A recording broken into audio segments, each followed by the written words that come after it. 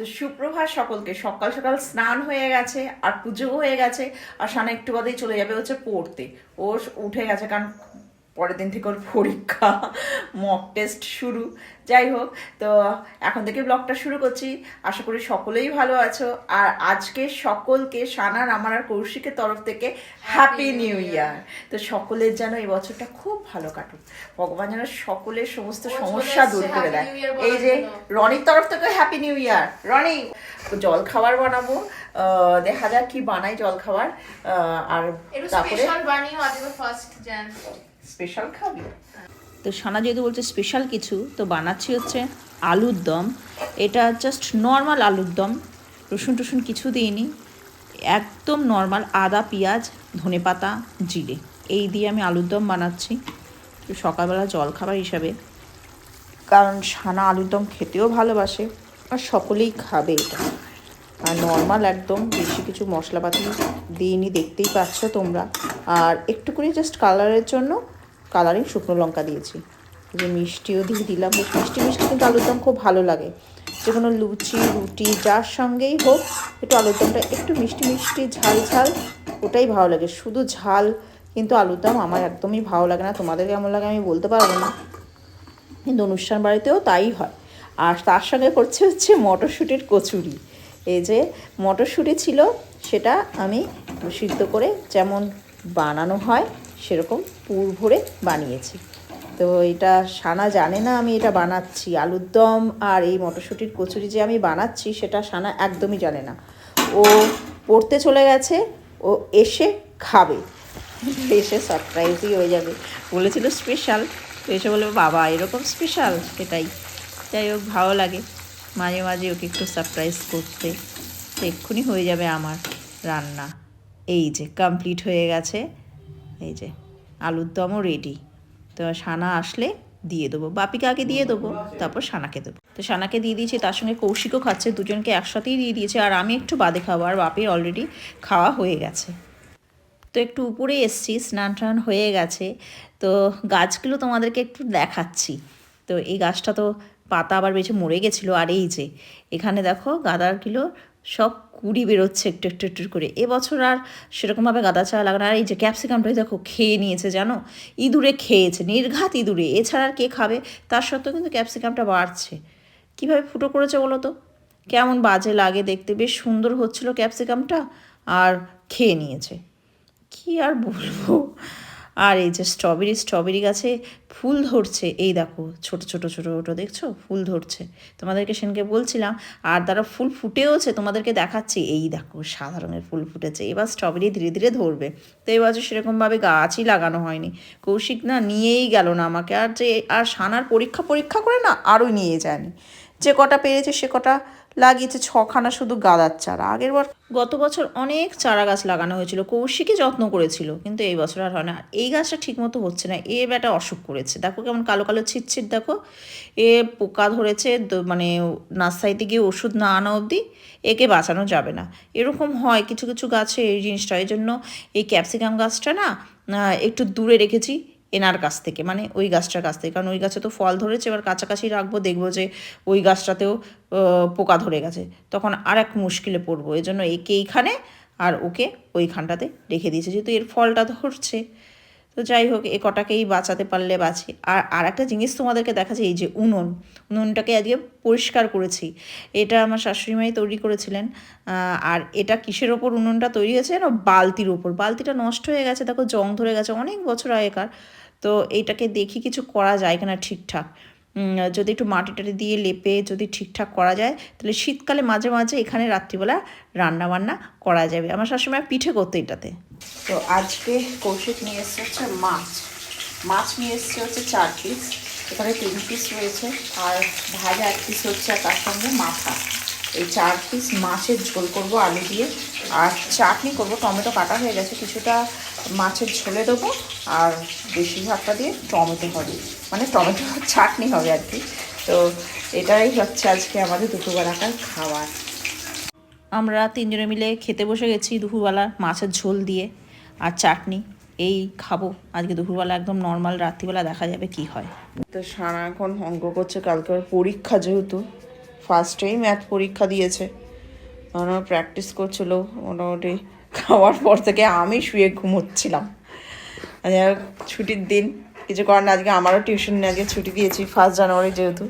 আর এই আমাকে রাখছে কেন জানো? চল, আমাকে ওকে নিয়ে যেতে হবে বাইরে টয়লেট করবে বলে। হ্যাঁ ঠিক আছে, যাচ্ছি। এবার যাবো উপরে, ইয়ে করব, চা বানাবো, যেহেতু বাপিরও আজকে ছুটি। চা করব, করে তারপর কৌশিক আর আমি একটুখানি ইয়েতে যাব, একটুখানি স্টেশন বাজারে একটুখানি মালা আনবো, ফুলের মালা, ওই কারণের জন্য। আর আমরা যে কোথাও বেরোবো না 1 জানুয়ারি, আমরা প্রত্যেক বছরই বেরোই, গত বছরও বেরিয়েছিলাম, তো এই বছরই বেরোবো না। তার কারণ হচ্ছে এখনও শুকিয়ে যাচ্ছে, সেই কারণটা তোমরা সকলেই জানো, সেটা হচ্ছে সানার পরীক্ষা, ওই কারণের জন্য। তাড়াতাড়ি কর, লাইট জ্বালিয়ে দিয়েছি, অন্ধকারে সে গুজে গুজে এই ভেতরে ঢুকছিল, যদি বিড়ালটা থাকে।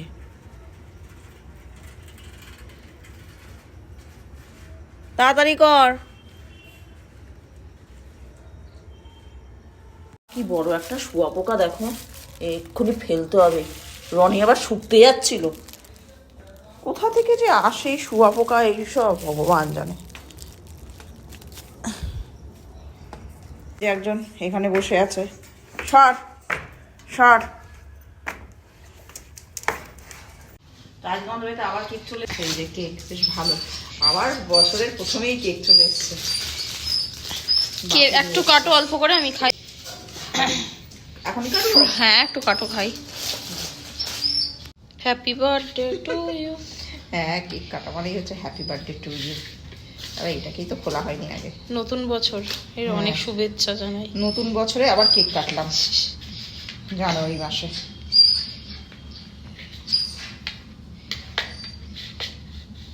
বাবা বেরোচ্ছে না কেন রে? কিসে আটকাচ্ছে ও? ও নিচের ওটাতে আটকাচ্ছে। আর এটা ঠাকুর দাদাকে দিই তারা। হ্যাঁ হ্যাঁ হ্যাঁ, আরো কাটি, তুই খাবি তো? হ্যাঁ পড়েছে দুজনে মিলে। আর রনির নতুন নাম মাইসেলফ বাবুল। বাবুল, আমার বাবুল, ওর দিদি দিয়েছে। কি কি ওটা নামটা বাবুল? বাবুল। ওর নাম টিয়া পাখি, বাবুল পাখি। বাবুল কোনো পাখি হয় না, যাই হোক। বাবুই পাখি, সেটাকে বাবুল বলছে। আর বলবে বাবুল কি ময়না, কি বাবুল পাখি ময়না টিয়ে, এই গানটা গাইবে। তাকে ঠ্যাং তুলে শুয়ে রয়েছে। এই তিনটেই ও টিয়া পাখি, ও ময়না পাখি, ও সব পাখি। ও পাখি আমার, ও বাবুল পাখি আমার। ওই যে কাঞ্চনে যা, আমরা বেরোই, যাচ্ছি একটুখানি স্টেশন বাজারে, ওই ফুল কিনবো বললাম, তো ফুল কিনতে যাচ্ছি কৌশিক আর আমি।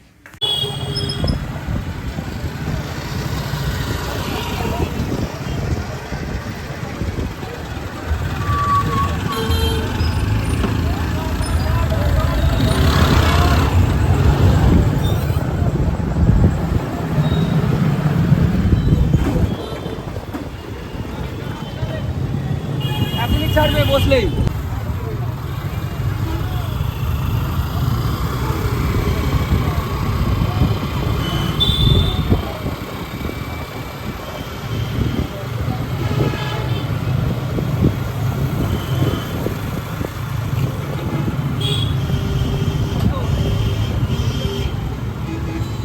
তো চলে এসেছে চিকেনের দোকানে, যেহেতু সকালবেলা মাছ কেনা হয়েছে, চিকেন হয়নি, তো বছরের প্রথম দিন বলে কথা, তো চিকেন কিনছে। আর আমাদের কেনা হয়ে গেছে, আমরা শর্টে, এটা গলি দিয়ে ভেতর দিয়ে যাওয়া যায়, শর্টে যাচ্ছি, তাড়াতাড়ি বাড়ি পৌঁছে যাবো, গিয়ে আবার রান্না করবো। রনি না কি? ওই বালিশের মাথা দিয়ে না এরকম গুটি হয়ে শুয়েছিল, হ্যাঁ। ও ঘরে ঘুমাচ্ছিল। এবার ও বুঝতেও পারেনি তোমরা এসছো, ঠিক আছে? হ্যাঁ। বেলটা উঠে সঙ্গে সঙ্গে নিচে নাও। তুই এরকম করলি? তো চিকেন কষাচ্ছি, চিকেনের পাতলা পাতলা ঝোল হবে, আর তার আগে ঝোল মানে জল ঢালার আগে একটু কষা সানার জন্য তুলে রাখবো, কারণ সানা পাতলা পছন্দ করে না, ও কষা ভালো খায়।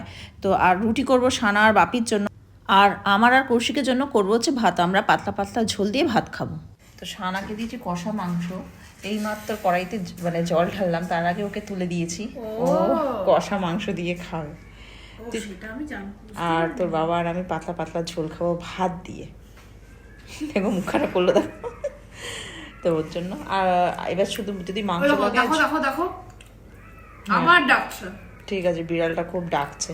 যাই হোক, তো তুই খা, আমি ওইদিকে যাই। ওর কি পেটে ব্যথা হয়েছে নাকি? কি করে বলবো কিসে ব্যথা হয়েছে?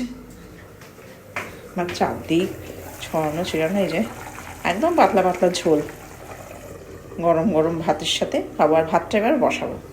মা, এ কি তুই কি করছিস দাঁড়িয়ে দাঁড়িয়ে? মানে আমার বিশাল টেনশন হচ্ছে কিসের টেনশন? অঙ্ক নিয়ে। তোকে কে বলতে বলেছে? একে আবার বাইরে নিয়ে যাবে, খাওয়া দাওয়া হয়ে গেছে। খুব চিন্তা হচ্ছে। ওকে ওটা কি ওটা কি ওটা কি হচ্ছে? ও কি বলছে বলো তো?